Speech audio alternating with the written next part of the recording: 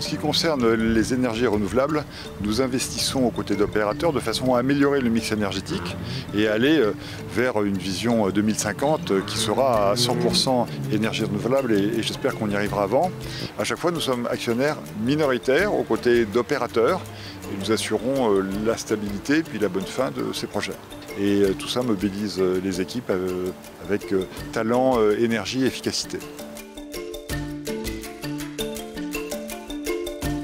Cette centrale photovoltaïque est une centrale de 4 MW qui produit une production équivalente à la consommation de 2000 ménages guyanais à peu près. Ce sont de petites installations réparties sur le territoire et qui permettent un développement équilibré de ce territoire, cohérent avec la conception que nous avons, la Caisse des dépôts et nous-mêmes, du développement local et qui est totalement partagée avec les élus.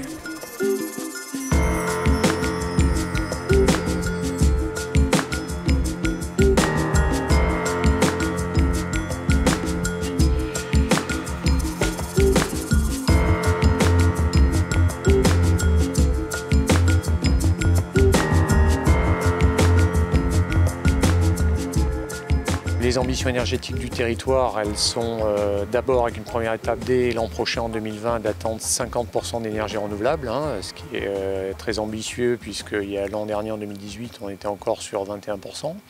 Donc en effet, ce site contribue à la programmation pluriannuelle de l'énergie, qui est en fait l'ambition énergétique qui est partagée entre la région Guadeloupe et l'État.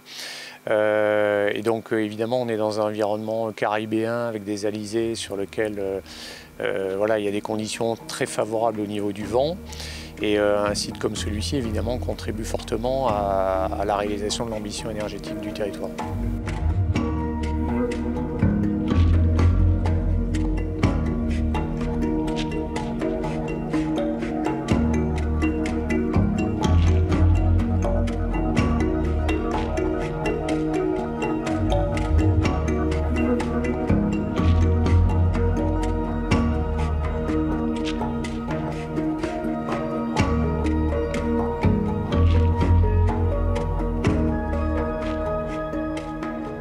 C'est la seule usine où on produit de l'électricité à base de vapeur avec une capacité de 14,5 MW.